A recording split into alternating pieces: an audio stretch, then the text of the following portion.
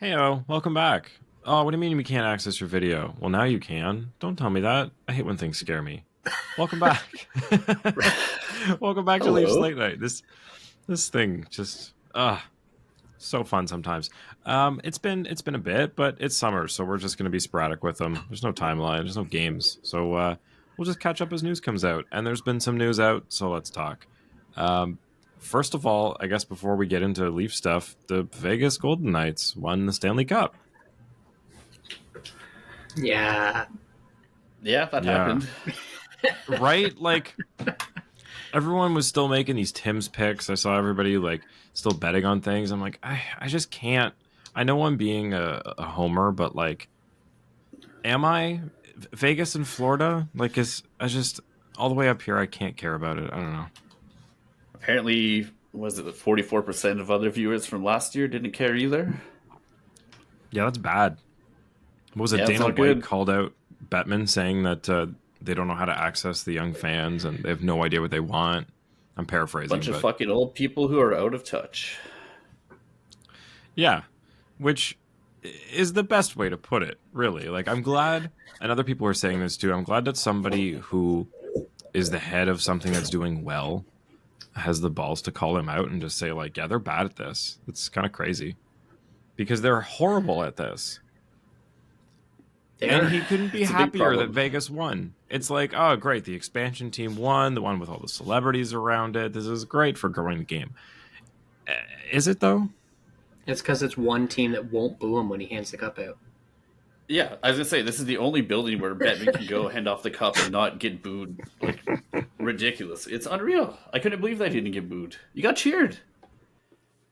Yeah, it's pretty crazy. I feel like there's something to having a new team win. Like I get it, but I feel like when people, if you want to bring new fans in, they want to jump on something because of the history behind it, and the fan base that's already established there. I mean, me personally, if I was getting into, say, for example, the NFL that I've long avoided getting into for no reason at all, basically. If I were to choose a team, I wouldn't go with an expansion one. I'd pick one that's like a storied team that maybe like an underdog or something that's starting to come back. Like I don't know, I wouldn't pick like the newest expansion team because I'd feel like a bandwagoner. So I feel like if you want to grow the game, it also helps to have your.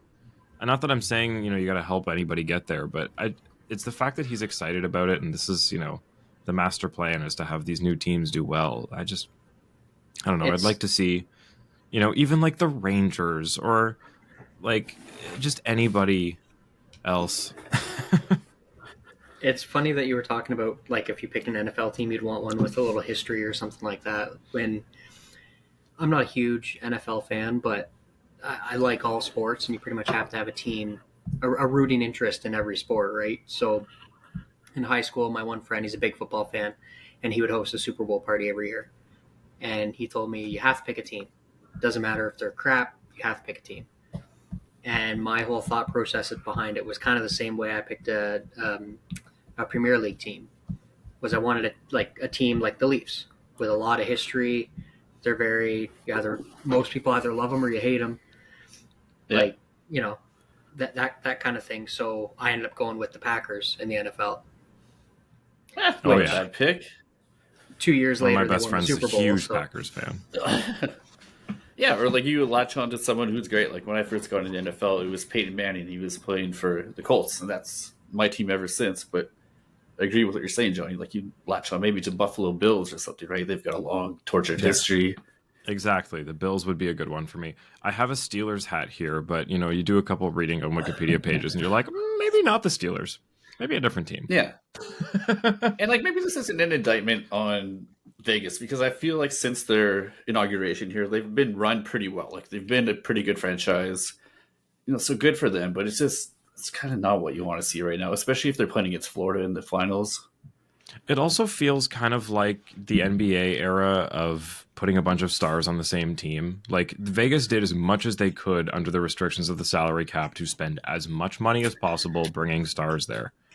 Under the salary cap, around the salary cap, underneath the salary cap, any way they could do it, right? Yeah.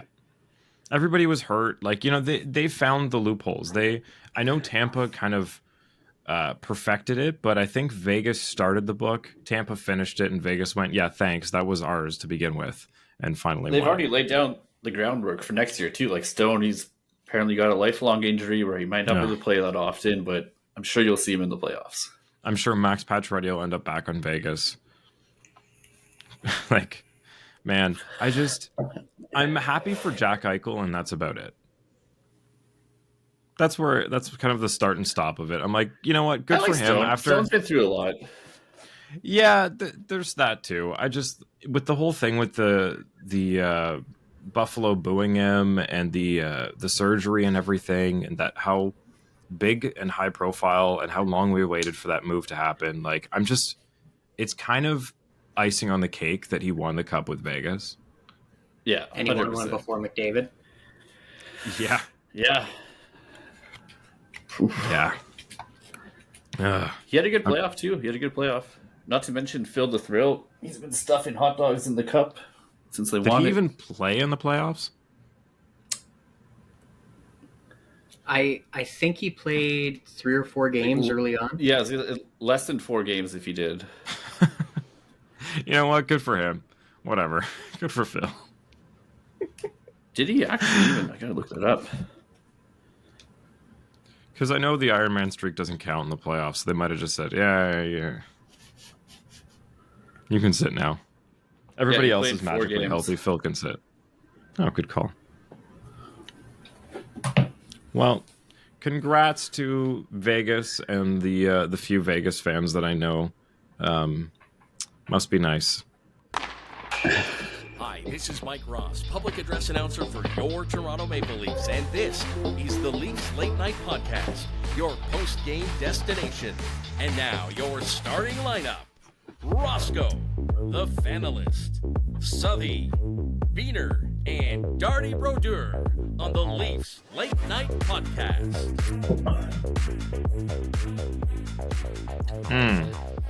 So I saw a thing today. Apparently Robert Downey Jr. is like a professionally trained dancer, and there's like 1,000 clips of him just doing this. It's the only move he does ever. It's so funny. For those listening, it's just like the like L-shaped like head box thing. Yeah, it's pretty funny.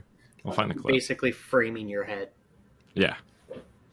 It's the only move he does.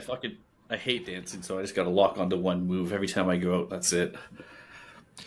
Yeah, I feel like we are all of the ilk that are not known for being good at dancing, so we'll just leave it at that. I stand at the bar and drink. Attaboy. I feel like that's why we have rock concerts, so we could just... Yeah, 100%. Yeah. There we go. Anyway, so there's a couple things that I want to talk about, but one of them is going to lead to a bigger conversation. So let's start with the news today from Elliot Friedman that apparently Sheldon Keefe is signing an extension with the Leafs. I didn't expect this. What do you guys think? Suthy, we'll start with you. I'm not terribly surprised by it. If you look at his record, it's amongst the best of Leafs coaches ever. I feel like the word came out today that Dubas was also like had a hand in the play of who he was actually playing. So if he gets his carte blanche of what he wants to do with this team, I'm kind of for it. That's probably like unpopular opinion right now, but I'm okay with this extension. I didn't see it coming. I hadn't thought about. I am okay with it. Biehn, what about you? First impressions? Well, I've been on record as saying that I think that maybe he should go, but the more and more we do hear about it, the more it starts creeping out that potentially Dubas did have a hand in saying what was going on with lineups, right? So if that's the case, not that I want to throw everything on Dubas, because I don't. He's gone. It's over. Whatever. But if that's the case, then maybe we haven't seen Keefe to his full potential yet. Yeah, I mean, there's no denying the record's been fantastic. It's not anything to do with his performance. I guess a little bit. There's been some strange decisions that in critical moments that some people have been fair to criticize. But I think it's just strange that, they let the Marlies coaching staff go. Spezza goes.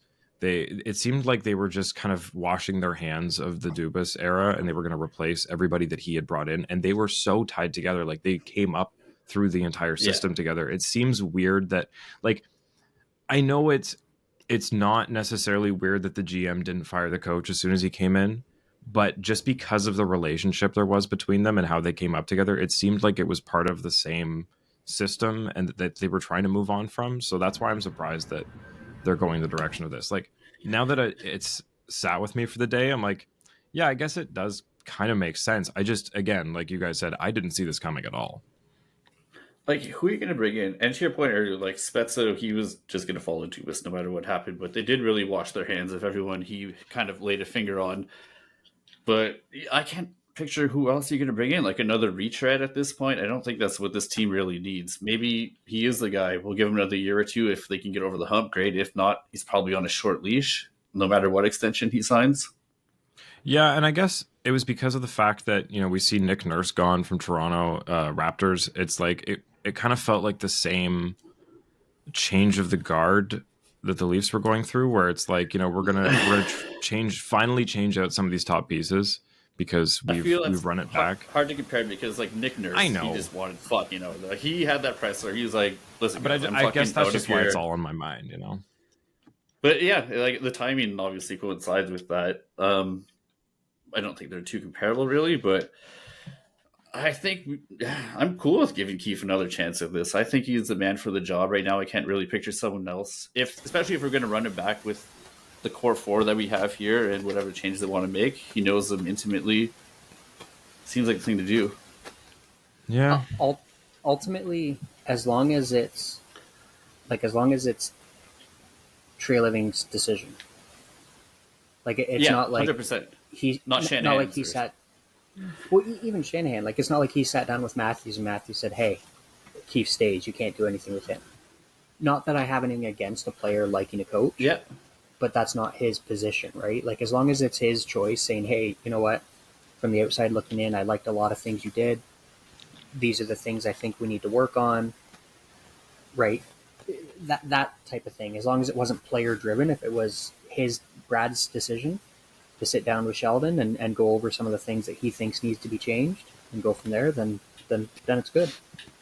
It begs the question though, because like Brad just did take a trip to Arizona where he, you know, officially got to meet Austin and he had all that time with him and, you know, talking about his vision for the future. It's hard to imagine that was not brought up, right? Yeah, like I guess at the end of the day, it makes sense to not could change everything on this team. Like if you're going to be bringing a new GM and who's going to be signing some new contracts, has a lot of changes to make that we're going to get to. But I guess it's just a lot to throw at this team that maybe isn't necessary. When everything is kind of working, you just need to tweak it a little. So, yeah. Okay, so the other report came out that we talked about last time whose contracts were running out, but it seems that Michael Bunting, Alex Kerfoot, and Justin Hall will not be returning. Meh. Good. Exactly, right? The only thing that does is it leaves Kelly Yarncroke, Matthew Nyes, and like Nick Robertson as the only left wingers. Oh, and darn. we're getting True. the static's picking up again, Biehn, I'm sorry. You got to think they're going to address that in the offseason, right? Yeah, I guess it's just a matter of, you know, what type of player do you want to bring in? Is it like, I guess we've done the skill thing, and you don't. I hate going down this road, but everyone's like, talking where do you about. see Matthew Nyes? Is he going to be flanking Matthews this season? Because if that's the case, then you don't really have to worry about bringing in that top gun winger. You can have more of a depth guy who can play two ways.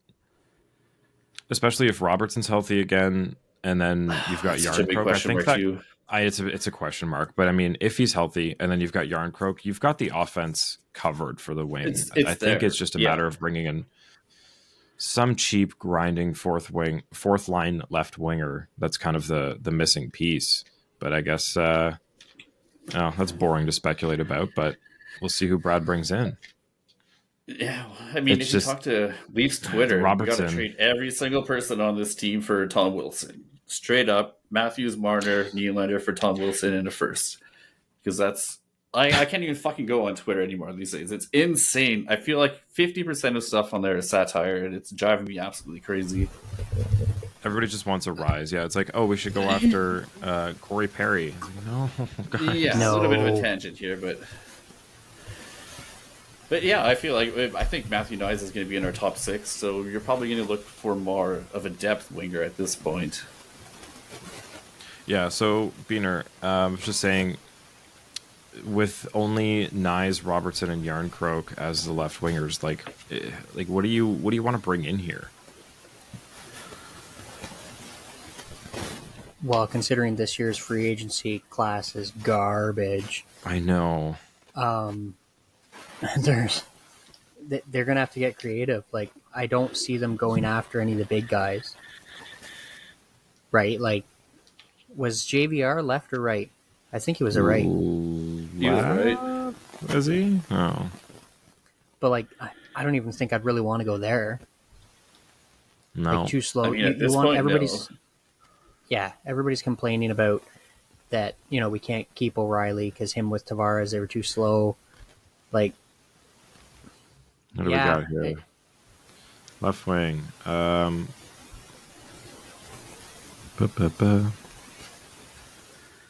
it Gus says JVR is Nyquist. left. Oh, is he? I thought he was right. Huh. Nyquist, if he could stay healthy. I guess the one everybody's going to want is Tyler Bertuzzi. Thomas Tatar. Andreas Janssen. Nick Foligno. Max Domi. Nick Foligno's an Ritchie. interesting one. Pierre Engvall.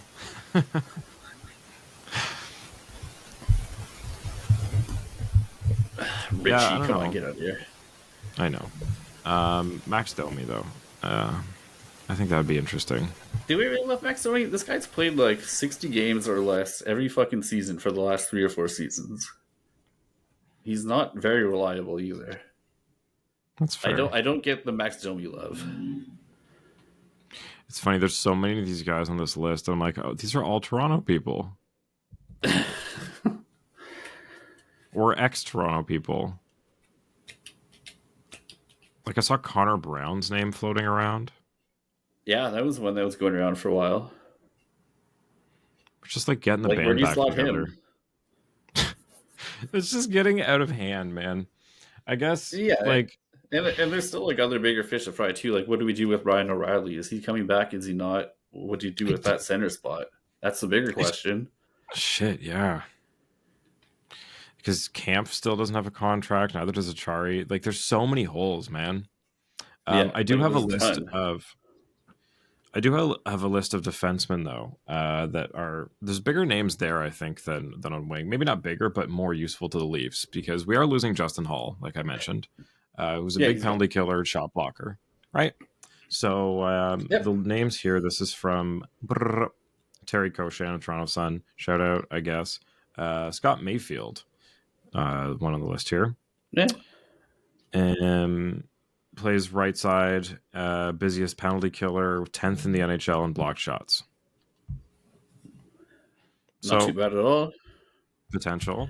Radko Gudas. I mean, No, I don't like bringing in I don't. enemies. Connor Clifton. Again, weird bringing in somebody from Boston, but potentially. Carson Soucy, maybe. And Oliver Ekman-Larsson, who was just bought out in a ridiculously expensive buyout. Hasn't like Brett Pesce just said he doesn't want to be with Hurricanes anymore, or Brett Pesce too, but that'd be pretty expensive. Yeah, I wouldn't want to know what Carolina would want for him. With regards to OEL, would that not be a risk worth taking if he's willing to take like a 1 year, $1 million, $2 million deal? He's not a top pairing defenseman anymore, but bottom pair minutes for a guy who's had that experience, who's been around, could be good for Lily having an older Swede defenseman around. True, but isn't this game suited for like offense? I mean, like that point of defense. If he's going to play, 4 to 6, you'd kind of rather someone who can be stay at home or at least be a body presence. So if he's not putting up offensive numbers, I feel he needs a hard hard part to be on the Leafs, especially with Lily and Riley now. Like, with all these names floating around, I would just rather keep Luke Shen. But that's yet to be seen. That's an obvious one, I think, right? We talked about that. Lifetime contract, man. 8 years, $2 million a year. Yeah, like what's he gonna sign? Like a 2-year, like $1 million a year, even something like that. He proved himself in the playoffs. He is exactly what we need right there. Yeah, and I honestly, the only thing you really need to upgrade on after if you keep Shen is like, I mean, then your last person, your seventh defenseman's like Connor Timmins. So maybe you got to fill in some depth there, maybe. But I don't hate having Connor Timmins as the seventh either. It's just there's nobody after that. No, I kind of wish he played tomorrow towards the end of the year. Yeah. I got the short end of the stick, unfortunately. There were too many defensemen. Like, I totally forgot about Eric Gustafsson.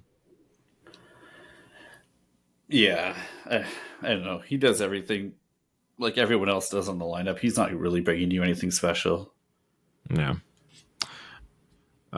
Okay, so last thing, but there's no news on it, is goalies. We still have no idea what's going on there.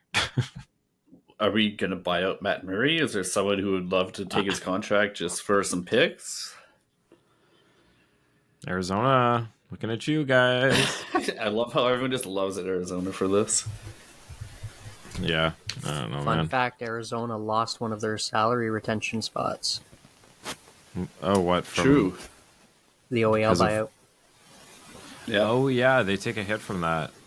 So they were retaining some of the salary. And not only do they have to pay a portion of the buyout over the same course of time, that salary retention spot that they used on OEL is now taken up until the buyout is over. Oh, really? Shit. And that spreads out a long time. It's like 6 years, isn't it? Yeah, I think so. And every team only gets 3 of those spots. So it'll definitely affect how that they can wheel and deal going forward. No kidding. So the Matt Murray situation is very interesting. Like, what do we do with this guy at this point? Especially with Joseph Wall coming out the way he did.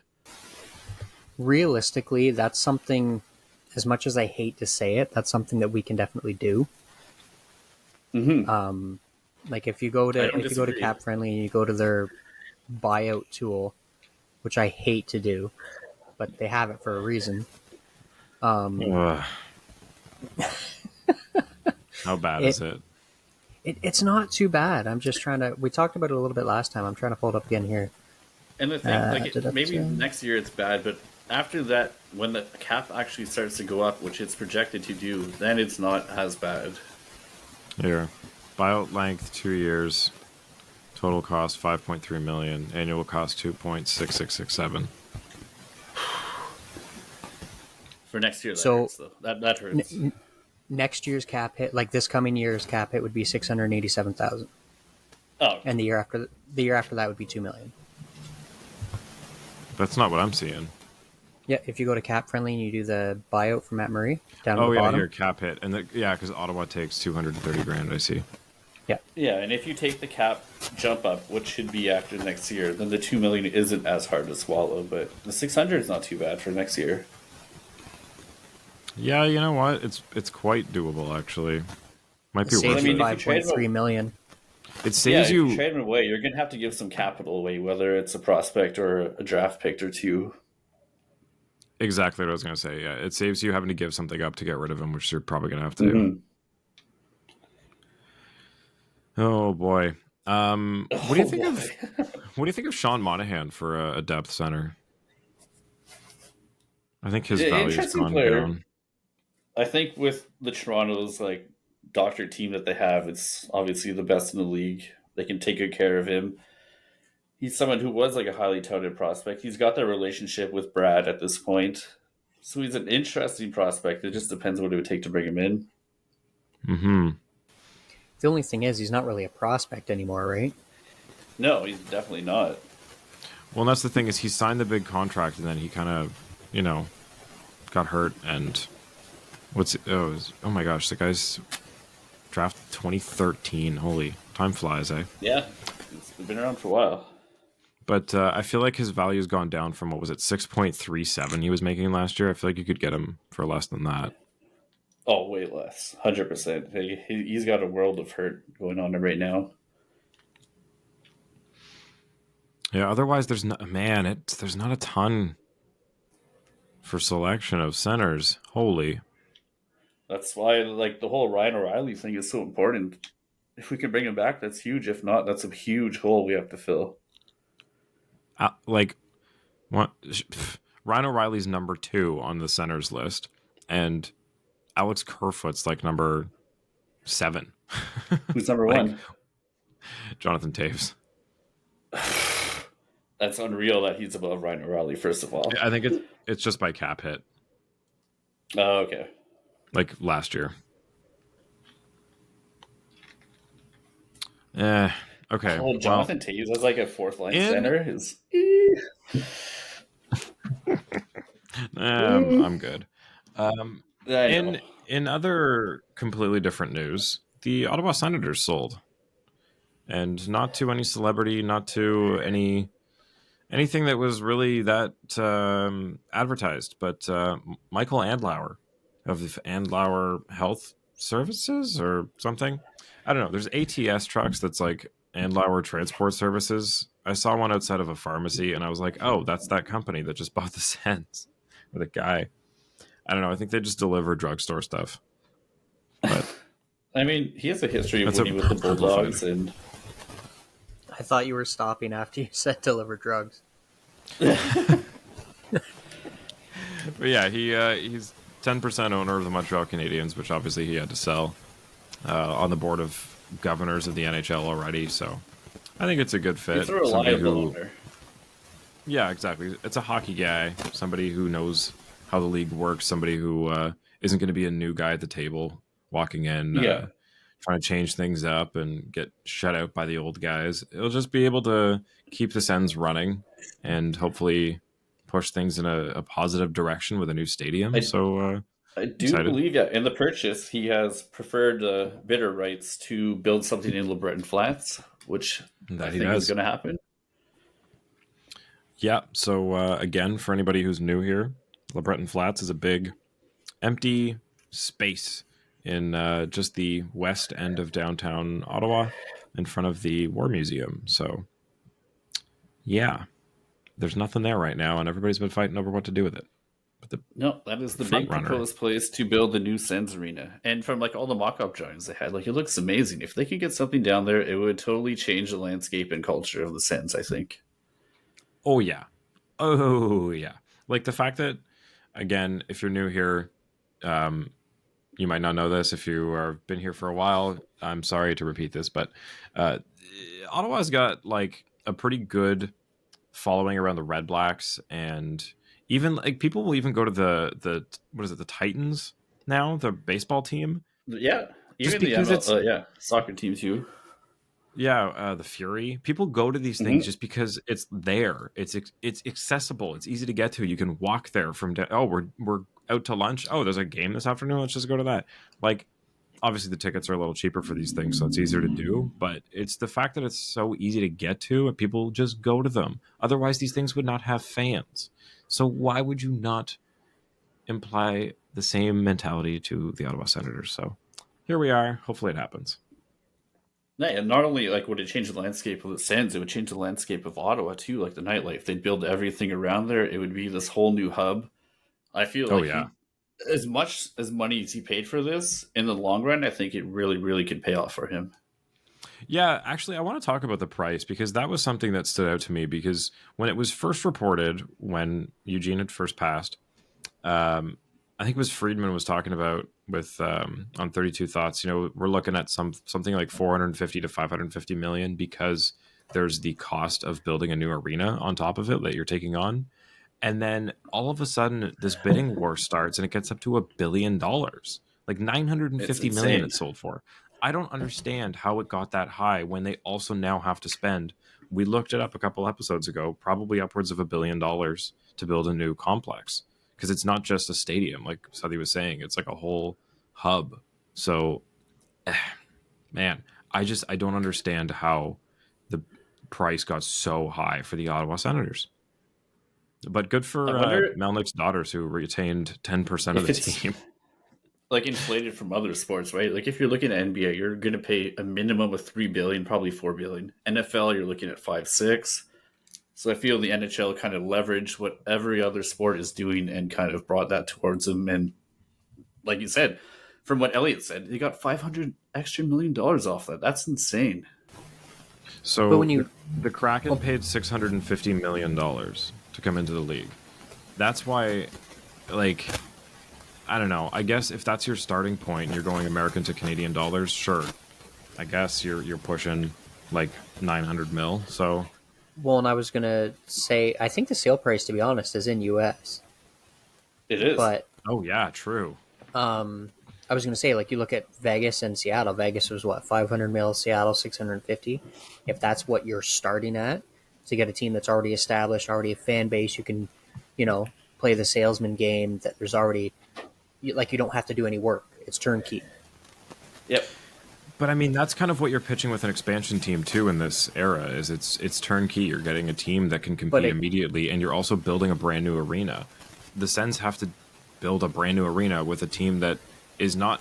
Yeah, it's turnkey, but like, it kind of comes with debts that an expansion team doesn't. Like, you don't have contracts that you're stuck with, and bad decisions that are still haunting the team, right? Yeah, with the Sens, like, that's the biggest dark cloud over them, right? Is you have to go play way out in Canada, which, for those you don't know, it's about 25-30 minutes out from downtown. Huge pain in the ass to get to. So the game fact time that is stupid. Yeah, so the fact that it's sold for what they did without a new arena in the deal, that's pretty crazy. Yeah, the preferred bidding is obviously a huge plus because, like I said, a lot of people are fighting over what to do with the Breton Flats, and when the last deal fell through, it was kind of in limbo whether the Sens were going to get it or not, or if somebody else was going to swoop in. I'm kind of interested to see what happens with the Canadian Tire Center, though. The behind the scenes, like, nudge, you're going to get this going forward if you purchase this, right? Like, there fucking has to be. Yeah, honestly. You're not spending $1 billion to go play out there for the next 30 years. No one's spending $1 billion for the Canada Senators. Let's get something straight. But yeah, I wonder what they do with the Canadian Tire Center. Like, does it just become a concert thing that doesn't get interrupted by sports? Like, it seems like such an expensive thing to tear down. We'll tear it down and make a new car dealership. Is there much appetite up there for, like, lacrosse or anything like that? Nope. No. Like an NLL team or something, right? Like, as Johnny mentioned, like, every other sport, like, we have the football, the soccer, and baseball, but that's all located downtown, so that's why everyone goes down there. You're not going to go that far out of your way for a minor league sport, or, like, a second minor league sport. It does make sense for concerts and stuff because people are coming from mostly out of town for those kinds of things. They're traveling from smaller towns around the area, or, traveling a long distance to get there. So you need something like parking and a hotel nearby and not much else. And like restaurants within driving distance, not like public transit. So that's something that I think could do well continuing there, especially because they wouldn't have to work around the schedule of the Sens. Because, I mean, really, the Sens are the only thing there that's 40, that's really only 40 nights, 41 nights of their 365 days of the year. So it's not that much of a loss for the stadium itself, really, when you break it down. You could probably fill that with a couple concerts and stand-up acts, and you're fine. Yeah, you'd have to be booking the place pretty solid. Otherwise, I feel like that is kind of a big hit to take. Yeah, because I guess there's like the merch store and like the amount of concession that goes during a sports event versus like a concert. And I don't know. I feel like it probably costs you get more ticket revenue from the Sens game, but it might cost more to run them at the same time. Very interesting to see what will happen there. Yeah. Some little financial discussion there. You're welcome. So what else has happened in the crazy sports world in the last week and a half since we've been on? There's other Leafs news I'm forgetting about that I wanted to talk about. We had a Canadian win the Canadian Open. Oh yeah. That was amazing. And who was it? Hadwin got tackled by the security guard, spraying champagne. It was so good. his wife just roasted him on God. Twitter too. It was amazing. Oh, that was awesome. That was the best missed part of the that. whole thing. Yeah. And like the atmosphere happened was so there? amazing, especially if you compare it to what just happened at the US Open this weekend where they had a whole ticket fiasco and everything too. Like, good on us for doing that. So what happened with the wife? Oh, she just made fun of her husband for getting tackled like that. He's like, as a good Canadian boy, like the security guard came in to apologize and everything. Oh my God. It was a running gag for a few days. Oh yeah, for sure. That was that looked painful. Like they did not fuck around there. Oh, Yeah, the he hurt full-on his shoulder, choke slam. didn't he? I'm not surprised. Yeah.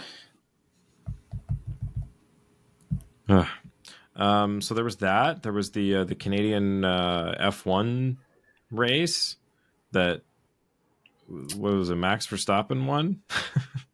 Yeah, fourth race in a this row. is something. This is one of those sports I can't get into. Not because it's like Couple it's pictures just of Mitch Marner out there. not because it's like it's just cars going on a track. I can't get into it because from what I understand so far, it's basically just the LeBron Steph Curry era of two guys trading a trophy back and forth, and I'm just like, as cool as that is, if you're already into it and it's like, oh, these guys are the best ever, it feels weird getting into a sport when it's just basically a two-man race every time. It's a tough sport. Like Netflix has their whole thing with the F1 show, so I think that's drawn a ton of people going in the past few years. But yeah, Verstappen the last 2 or 3 years, he's just been on top. But before that, it was Lewis Hamilton for like 6 years. So you're right. The last 8 years have been dominated by two people, and that's it. Yeah, it's like it's literally like when it was just LeBron and Curry. Like, oh, who's gonna win this year? We're in the finals again. Like, fuck. That's exactly. Oh, is Tom Brady gonna win the Super Bowl, or is the other team gonna win? Like, it's cool to live through an era where the best that have ever played like every sport are all playing at the same time because of the advancements in just like human science in this day and age. Like, people are just so much stronger in reaching their potentials and such. But I just hope that things don't plateau in like 30 years where it's just superhumans playing everything, where it's like we're watching American Gladiators but it's whatever sport. Like I hope there's still, and I mean this not to like wrap AI and stuff into it, but just with how much is changing, I just hope that sports, there's like still a human element to all this so we don't get too far out of There is. I think with like F1 specifically, there's the top two teams who spend way more amount of money than the other team can ever spend. So that's what's doing like the disparity for that. And like hopefully other sports, like we have caps and everything for that can kind of level up the playing field. But with racing, it's not the case at all.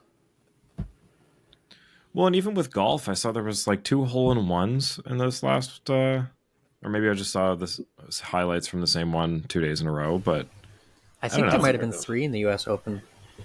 Yeah, it seems like that's happening more and more often. Like, I know I've talked about, again, I'm just kind of reminiscing on things, but I've talked about this in the past, but this happened with professional bowling, where they were paid like the most of any sport, and then everybody was just throwing strikes every time, and everyone's like, oh, well, I guess we're done with bowling. We've reached the max level, and there's no more DLC expansion packs coming out.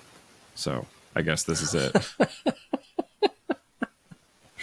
That was it. Everybody moved on. The sponsors moved on, and it wasn't the highest paid. People, they were making more than football players were at one point. And then we just got too good at it. And I feel like I just don't want to see other sports get there. And that's just, there's nothing we can do about it. I'm just, just being scared of the future, I guess. My birthday's coming up. I'm just thinking about things as I approach 30. Are you having a midlife crisis, Roscoe? I might be. I might be. Yeah, somewhere between quarter life crisis. Yeah. So, since we're talking a little bit of everything, there's a certain thing that's happening on Wednesday with regards to the NHL. Oh, what is that? The Hall of Fame class is getting announced. Oh, cool. Oh, who do you got? Do you guys have any takes on that? Is it maximum, like 10 seconds? Maximum 4 male players, 2 female, and 2 builders. Just like for the Hockey Hall of Fame, or Okay. So my list would be first year eligible Henrik Lundqvist, Lock. shoe in. Okay. Then I would be digging into it a little bit, and I would be finally calling McGillney. I knew you were gonna say McGillney. And I know Marty's Do you going to think he'll listen to actually this get and it? he's going to cheer about it. He's especially with Korea going in, they've got similar stats. Like at one point, Elmo was one of the best players in the league ever. I think he's super Right? deserving. Like- He never got the call. And not only that, it's not only NHL. Like him playing in Russia on that Soviet team in the late 80s, early 90s. 100%. And so I would do 3 men. I would do Hank, I would do Elmo, and I would do Rod the Bod. Rod the Bod, in my opinion, interesting. Brindamore does deserve to be there. He's got the stats. He's got a cup. He's played internationally. You got I guys think like Rod Gottschalk and deserves- Joseph on there too, though. As much as I'd love to see Cujo go in, I think he's still a couple years away. Yes, he was. Over what you said, at I one think so, point, he yeah. was. At one point, he was considered to be one of the best in the league, but he doesn't have the Vezinas. He doesn't have cups. True. He doesn't. That's Right. very true. And then the ladies, I would put Oulette and Duggan in. So Megan Duggan Hard to argue that. and Caroline Oulette. And then I would put one builder in David Poyle. I like Poyle, especially since him like stepping down this year. Start to finish, his entire career, well, not entire career, but he was there for the entire existence of the Predators. And He they're was a staple Nashville hockey, franchise. right? Yeah, 100%. Yep, absolutely. That's a That's a good no-brainer. And I'm dark just looking horse, at you the got list of guys who's like eligible. Jeremy Roenick, Keith Kachuk, Pierre Turgeon, Justin Williams, Mr. Game Zetterberg. 7. But it's hard to like knock those guys, like the people that Biehn mentioned earlier. It's hard to put those people off because of a Roenick or a Zetterberg. See, for the longest time, if you didn't get in within the first handful of years, you basically weren't getting it. Yeah, And then there was a shift. I don't know how it happened, but there was a shift. Yes, they do have to change out the people that vote on this every handful of years. But when Guy Carbonneau got voted in, like that's saying something there. He had some Stanley Cups. He didn't have the points. He was a defensive this guy? forward. Chris Osgood. I was just going to say Chris Osgood. See, I 3 think cups. he gets in. Yeah, I think he gets in before Cujo. Now, he was a benefactor of some very Of strong course. teams. Yeah, he was He never still like was a a very first good all-star goalie. type of goaltender. But he got the job done. He's got, if you look at his hand, he's got some rings. I'm sorry. yeah. David Poyle has been a GM for more than 300 games longer than Lou Lamoriello. Yeah, he was with the Capitals before the Predators, right? That's Yeah. great. Poyle's the only GM who's been with the team for at least 3,000 regular season games at 3,075. Next is Hall That's of Famer Lou wild. Lamoriello. So And also his dad, Bud Poyle, is in the Hall of Fame. I was So that just would be going to cool. say, yep. 14 straight in Washington to begin his career. Oh my lordy. His teams have made the playoffs 29 of his 39 seasons as GM. Yeah, put the guy in the Hall of Fame. True. That's Jennifer wild. Botterill is another interesting one, too. Mm-hmm. Probably, yeah, I'm just looking at this list on NHL. Yeah. See, yeah, Botterill, not that she doesn't deserve it, but I think the fact that Oulette and Duggan aren't in right now is already, like, Yeah, they should have been I in feel like especially while ago. Ouellette, like, yeah, 100%. Well, Duggan, like, she was captain of the U.S. gold medal team in Pyeongchang, silver medalist in 2010. Like, she was incredible for the U.S. team. Like, just absolutely incredible. Yeah, 7 gold medals and earned like a silver at IHF 2 Women's World Championship. She's definitely got the resume to get herself in there. I love that they have Justin Williams on this list just because, like, Mr. Game 7. I didn't realize the stats he has, though, in Game 7s. Holy. He actually has the most goals in Game 7s. His tied. playoff performance is like, yeah, unparalleled, really, but it's just not enough to get you in with everyone else who's on that list. Oh yeah, it's crazy. He's got 102 points in 162 playoff games, but 797 points in 1264 regular season games. Like that's such a weird like okay, he's from Coburg where I'm from and we like I just it's so clutch. It's so clutch. It's so Coburg to just be clutch and only turn it on the playoffs. Yeah, if you can ask So- one guy in like a game 7, he might be up there, but if you're talking about Hall of Fame, he's probably not your guy. But see, there's a lot of people that are saying that he might be because of his playoff pedigree, what he did. You think he that's the carries that case- much weight? I think it's just because it stands out, Some- right? Like some guys do. you want to put somebody in the Hall of Fame for something that was out of the ordinary. You're recognizing them That for is out of something the ordinary. that other people didn't do. And I mean, if he's tied for the record for goals in Game 7s and won 3 Stanley Cups and a Conn Smythe, like And with different He's teams clutch too. as It's not shit. like he did it. Yeah. It's not like it was one team in a 5-year run. Like he was awesome for Carolina. He went to LA. He was awesome for LA. Like, but if he's a Washington. legitimate, Back to Carolina. candidate, then what about Claude Lemieux? That's a very divisive one, isn't it? Happy. But same thing. Regular season, he was okay, but not amazing. But come playoff time, everybody wanted Lemieux on their team. Everyone fucking hated playing against the guy, but you wanted him on your team. okay. So we've got about 15 minutes left here. We don't have any questions because I didn't ask for any because I didn't. There's nothing to really prompt them right now. So anything you guys, Justin, do you have any history you wanted to fill the world in on, or Suthy before he goes? Do you have your hand up? I had one little thing to talk about. There has been talk yes. about, Elliot Fried mentioned this too, that he thinks Matthews might sign that 8-year max deal right now. That was another thing. I think that is, if he can do it right now, fucking do it, because that cap is actually going to rise eventually. Whether it's happened in the last few years or not, it is going to go up. So if you can do it at that number right now, I think that's a huge coup for the Leafs. Yeah, and wouldn't it just be kind of funny if Brad Treliving comes in and his first thing he does is sign Austin Matthews to an extension that people No are going noise, to no argue holdouts, is no bullshit. better than whatever Dubas was going to get him to sign? I'm just going to pre-argue with Twitter because that's going to happen.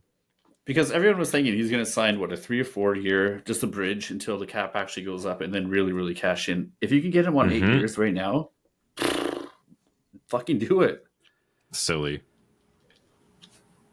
Like, if Shane Doan just came in and brought some magic Arizona sand and just, we're going to stay here. It's going to be great. What do you think, Biehn? I'm cautiously optimistic about the reports, but doesn't anybody else kind of feel almost a little worried the fact that a Toronto sports outlet is reporting something that would be a positive for the Leafs? No, because he hates the Leafs. This guy fucking hates the Leafs. No, I All he know, does is but talk shit. that's what I mean. They're reporting something good, so doesn't that make you almost a little nervous? That they want to get our hopes up so they can crush it. I mean, that's a devious plan if that's the case, but honestly, it gives me a bit of hope, because if this guy's reporting it, then I'm inclined to believe it a little bit. Yeah, and I think it's something that gets people talking in Toronto, which is what they want. It's everyone's going to be talking about how much money it's going to be, and whether it's good or bad. And I don't know. I think it's good news, This but guy's it's the also top 3 player in the league. Everyone who's it's talking about newsworthy, trading Matthews right? on Twitter and shit, like, you guys are losing your fucking mind. Why are we going to trade this guy? You guys are absolutely crazy, and it's driving me fucking insane. There's no world where we're trading Austin Matthews. He's one of the top 3 players in the NHL. Stop it. Just stop it. So this is my point. By saying it's 8 years, you allow the argument to shift to whether you like Brad Treliving doing this or not, and like I said, whether Dubas would have gotten a better deal or a worse deal. Sorry, Biehn, go ahead. No, it's okay. The only way you move him is if he comes to you and says, "I don't want to be here anymore." Exactly. That's the only way. You don't move. Yes, everybody can get traded. Gretzky got traded. Blah blah blah. but you don't willingly move away from someone like him. If you think the locker room is that messed up, move everybody else. Yeah, and I feel like even 100%. Gretzky getting traded is such a like pre-salary cap thing to happen. Like that wouldn't like with how hard it is to get and draft and hold on to star players now, that just wouldn't go down the same way, I don't think. Their owner was hard up for money at the time too. It's a whole different scenario. But if you can sign Matthews right now, where the cap is and where the max number you can get, you'll never ever ever get a better deal than you can right now. Exactly. Max, even a max deal right now is going to be fantastic if it's 8 years. Like In max, 3 or 4 years, max it's going to dollars look so good. for 3 or 4 years or 5, like we were talking about, is horrible. But if it's 8, Yeah, like and that's what you need. And for everyone saying he should take less and like help the team out, fuck that. That's never going to happen. This guy is one of the best in the league. He should get whatever he's worth, and pay him what he's worth. That's all there is to it. That's what Gary Bettman wants you to say. That's Inception. He's trying to make you all like anti-players union and want them all to get paid less because it helps the team out. This is the bullshit. mentality he's instilling in all of you. It's Imagine so stupid. if you were like in the NFL or NBA right now. This guy would be making like $50 million a year. And we're talking about 14, 15 maybe right now? It's insane. Yeah, and he's got to live in Toronto. Do you know how expensive that is? Yeah, the taxes are astronomical. Oh my God. To be fair, he probably makes enough to cover the taxes doing those awkward RBC commercials. Good for him. And that's what you can do when you play in Toronto. You can make all these fucking commercials. That's the perk of signing here. Ryan O'Reilly had a shawarma commercial before he got off the plane. That was I was just going to say the Osmos commercials. Who's a Stanley? Yeah. He's got like a broken ass finger. Oh. That'd be good, actually. Let's just sign him, max it out. If we can do it, it'll be one of the best things we can do, I think. So then what do you do with Willy? 8 times 8.8. Yeah, that's a tougher one, right? God. Anything over 9. Knowing him, he'd change his fucking number again if you do that. But no, if you can get him for 8, go ahead, Biehn. I love the guy. A lot of people are getting all conspiracy tin hat on it, saying that Shanahan will never trade him because he played with Willy's father. But like what the guy does, and everybody rips on him because like that one clip in the Tampa series where he didn't go to the corner. Well, if I remember correctly, I think they were down like 4-0 at the time, and he was hurt. Yeah. Everybody wants to see that player who goes in, balls to the wall every single shift. But doing that sometimes also gets you a broken sternum. Yeah. Like, yeah. That's a whole nother conversation too. But the guy shows up every year. Yeah, no matter what anybody says. He's been getting better and better. Every playoff, he's almost been our best playoff performer. Maybe not this year, but he comes up and he plays. And like he is just entering the prime of his career right now. And if you make a trade for him, I don't think you're going to get equal value. Like you're just not. The only report I've seen... But that fucks us. Like we're not in a rebuild mode right now. Like we're in a win now mode. No, and the only report I've seen around that is Noah Hannafin, because I guess people want to tie Brad Treliving to some ex-Flame, and he wants out of Calgary. He's going to be up at the end of the year. So same situation as Nylander. So I think that's the only one that I've heard that kind of, I don't know, wouldn't be out of this world, but I still don't like it because of how, like you said, how much he's improved year over year. I mean, he scored the most goals on the team last year. So I don't know if he takes 8. Like I said before, his agent can make the argument that he's as valuable a player to this team as the other 3 are that make, double digits. So it's a very tough tightrope to walk, because if he starts asking for double digits in the millions, then you really, really have to explore. And I think Brad even came out, or like it was leaked that he came out and saying that he wants to keep him, but if it's going to be a difficult negotiation, he has no problem looking at the trade option. But Johnny, what trophy has Willy been nominated for?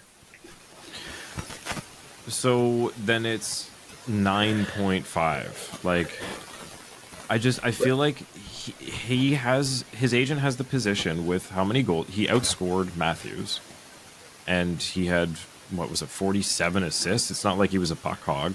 So Nope. I feel like the guy is in a position to ask for a lot of money from, and look, if it's not like he's a restricted free agent, right? Like, at the end of this, the guy could ask for this, and there are teams that need that and will pay for it. So, I know the trophies are one thing, but only so many people on this team can be nominated, and there's a couple other guys that are going to suck up that air first. It doesn't mean that he's lesser of a player. It just means that I think his value is a little different. I still put him at the Nikolai Ehlers range. Right. And what did we say that was? We looked that one up. Yeah, I think he's 8.5, if I remember correctly off the top of my head. That sounds perfectly 6. reasonable for what he provides. 8.5. Ehlers is anywhere 6. between 8 and 9. But so, yeah. Yeah, like I think of Ehlers and I think of a similar type of player to Nylander. Like the same style, same offensive ability, like not a generational talent like Marner or Matthews or McDavid or anything like that, but definitely someone that if you trade them, you're probably going to lose that trade. Yeah, one of the best secondary scoring options you can have on a team. Granted, like he's not going to blow up defensively, but he is a game changer when he wants to play offensively too, and that's so valuable right now for us. Yeah, I mean, the hardest thing in the league to do is score, and the guy, if he can put up 40 and consistently do that now, so I don't know. And he's just getting saying, better every single 8. year too. How healthy 8.8 would be nice if you can lock him. Right? He's the one that's always there. Everybody else gets hurt, and he's got to pick up the slack. This is the argument I made last time. He can slot in for any of these guys. Like, if any of them go down, he's the next one up. So that's the argument that you can bring into the negotiation. So if you can get him at 8 times 8.8, great. And it costs a premium. Yeah, if it's between $8 and $9 million for 5-7 years, fucking do it, because you're not going to find anyone better than him at that range. No. Now, what do you guys think of? I think Marty had proposed it. Some form of trade centered around Nylander for Hellebuck. See now. Okay, now. See that's at least something that gets you going. They both have 1 year left. Hellebuck's making 6.1. The 1 year scares the shit out of me too, right? Because I think we have a way better chance at signing Nylander than we do at Hellebuck after this. It would have to be like contingent on like a sign if that 1 year gets you extension, right? If that 1 year got you up, that's a small window, man. I'm not gambling 1 year on Hellebuck to try to win a cup to just give away Nylander and not have anything to show for it after that. I couldn't do it either. If there was an extension in play, maybe that's something to truly consider, because other than Vasi and a couple other goaltenders, maybe he's the best that there is, and he provides something that even our goaltenders right now can't. But oh man, putting all your eggs in the goaltender basket, that's scary to me. That's not all your eggs in goaltender basket. You still have Matthews, you still have Marner, you still have Riley, Nyes. If you have Riley, true, but I know if you were to do it for a goaltender, it would be Hellebuck. I'll put it that way. He is someone that you do this for. Yeah, because he wants out of fucking Winnipeg. He wants to win, and he's motivated. If both teams signed extensions and then traded them, like Suthy said, otherwise it's I really hate giving Nylander away for a rental. Like that's just kind of ludicrous. Featuring Pitbull. I want to go on the I want to go on the record here. Coming to Blues Fest. I don't want to get rid of Nylander. I like the guy. I like having him on our team. But if you were to move him, that would be probably the only scenario where I think, you could realistically be okay with it. Now, I might even be on the other side. throw in a pick to sweeten it up. I don't want to sign him long term. Hellebuck's 30 right now. Goaltenders age differently, though. 30 is pretty young for goaltenders. Tell that to Carey Price. Okay, tell that to Craig Anderson. Right? Anderson's a zombie. Most goalies really don't hit their prime Zombies to like can 28, stop pucks. 34 type of thing. So I feel the goaltender age is not the same as like a left winger type of age. Yeah, I mean, look, like, 30 we're talking doesn't about scare me very much. Joseph. We're talking about Joseph Wall being like a prospect. Isn't the guy like 25? That's still a prospect. Well, isn't that the point? How old is Smith right now? Like after he just won with Vegas.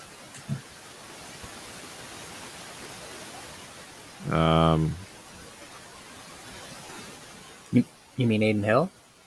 Oh, Hill. Sorry, I didn't mean Smith. Sorry. Yeah, I was like, oh god. Aiden Hill's That's my bad. 27. Yeah. Making $725K a year. And now he's a free agent But with a cup. and to your point, Peter, like that is one trade. If you can actually make it work out extension wise, that's something I would back the Leafs on doing. But It's then such a- to go then you get over rid it, of to go over it again. You're getting What is Wall and everyone like it's a whole shift. what is the trade that you would do? It'd have to be 1-for-1 in extensions. Okay. But then Yeah, you're and paying then, your like, what do you- goaltender almost $10 million a year. Yeah, I don't like having that much locked up in a goalie. Like, this team isn't built that way. Like, this whole thing was it doesn't matter who's in net. We just need somebody that's above 900. I mean, yeah, we kind of tried that. It didn't necessarily work, but they got hurt. It's not our fault. I don't know if I don't think this team needs Connor Hellebuck. Like, yeah, it would be nice. I'm not saying it wouldn't be nice, as Elaine says. Yeah. But I don't Goaltending think wasn't our issue last year. It And wasn't. I think we really do have something to Wall right now. Like, this guy is a gamer. He showed it in the AHL. He showed it in the NHL so far. And you got Samsonov for another year. At least it gives you enough time to have your options open. Samsonov's an RFA right now. He's still got one more year. Nope. Oh. Nope. Oh, my bad. I really thought he did. But, I mean, like, really, Eric Shalgren played 10 games this season. Like, the team is not desperate for an elite goaltender so they can win some games. Like, that's never been the problem here. I feel like you bring in, if you can re-sign Luke Shen, bring in another decent defenseman, maybe like we talked about, move TJ Brody for something to help out the left wing holes. I think you're kind of good. You just got to find some goalie that's less than $5 million.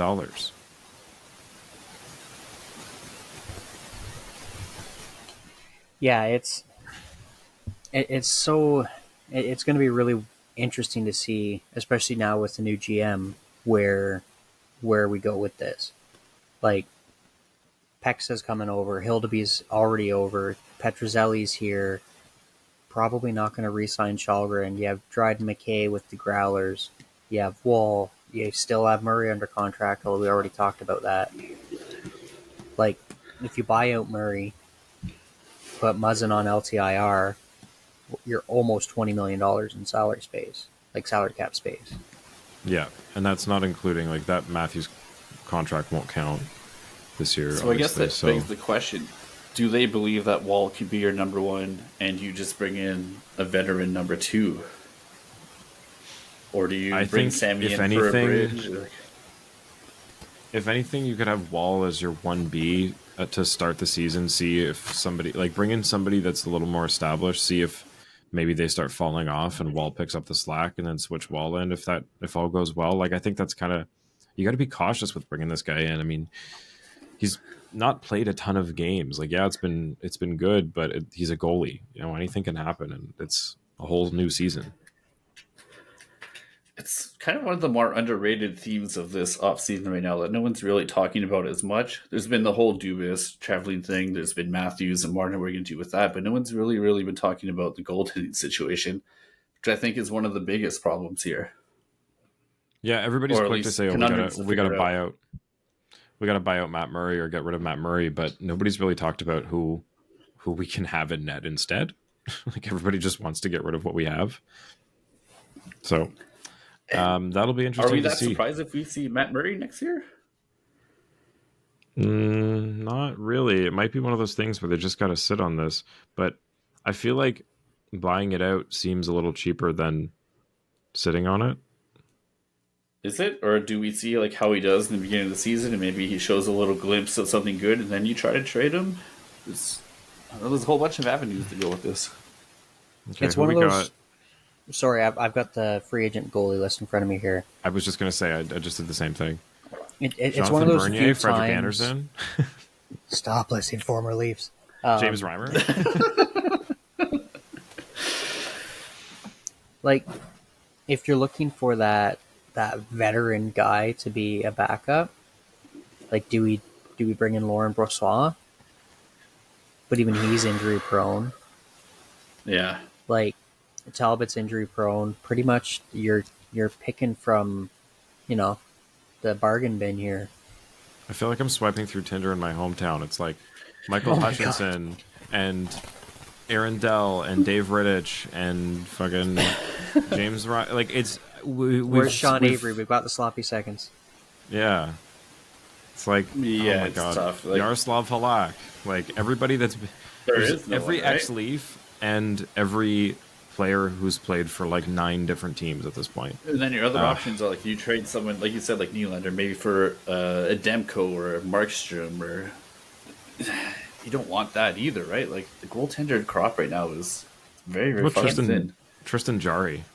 If Vancouver would trade Demko for Nylander, you make that trade every day of the damn week. Yeah, they're in disarray. Again, not that I want to move think Nylander, like that's but not the realm of possibility, but. Alex Nedeljkovic? See, I thought he was something too, and then now Toronto has a better defensive structure than Detroit does. But he fell from grace. Maybe we're not in a position to do this, but like if someone would take a flyer on Spencer Knight, he's a goaltender that interests me as well. But that's a huge unknown again. Yeah, and just by sorting this by save percentage for free agent ones, the best ones that have played more than 10 games, you got Laurent Brossoit at a 927 in 11 games, Aiden Hill with a 914 in 27 games, and then Jonas Korpisalo. So 39 games, he had a 914 on a $1.3 million contract last year. So Korpisalo seems like somebody that would be interesting to put with Joseph Wall. That I can actually see a little bit. Even like the 39 games, at least there's a bit of a track record there, right? Korpisalo, I think, is going to be trying to hit it big. You think? Yeah. Especially like how thin the goaltender class is this year. Like, otherwise he probably re-signs with LA and stays there, right? Yeah, fair enough. Alex Lyon out of Florida. I'm not crazy about that guy. If we're going to take a flyer, I'd rather take a flyer on Jones than Lyon. See, Tristan Jarry keeps coming back here. It's the guy who played the most games on this list with a over 900 save percentage. Well, our record with Pittsburgh retreads is not great right now, so...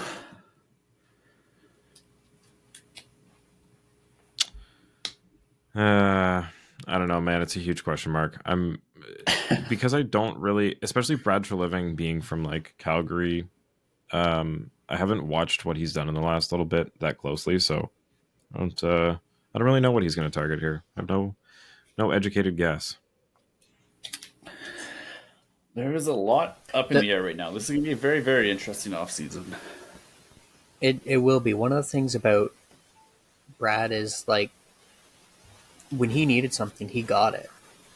He went out and got Markstrom. And quick. Like he went out and got Hannafin, right? Like, so he wasn't shy about making if he. No, so maybe all these discussions with Keefe, maybe Keefe is saying, "Hey, this is what we need," and he's really taking it to heart. Like, Trees would have the view from the outside, Keefe would have the view from the inside, along with some input from Shanahan and Pridham. Like, maybe something's going to come out of left field here, and we're not going to expect it, and it's going to just be a complete difference maker. It's true. Like, it gives a guy like Keefe a whole new dynamic here to play it. And if something unexpected comes along, then that could be really good for us. Yeah, it's true. Okay. Anything we want to close with? No. Oh, we have new merch. Totally forgot to mention that. Oh, if you head on over to the Inside the Rink store, it's also in the description of this podcast, no matter where you're listening to it or watching it. We now have, it's a new store entirely. So our old colors that were available under the old supplier, I think, has now changed. So it's, you can get the hoodie in black or blue. We have t-shirts in black or blue.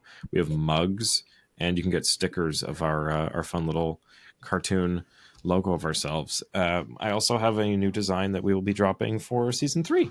So this will be ever growing. We're gonna have lighters soon too, with Darty on them. For Darty lighters. Big things coming up. Heck yeah, it's gonna be fun. So stay tuned. Send us questions for next episode if you would like us to talk about anything or play any games or anything like that. And we'll do it. Thanks.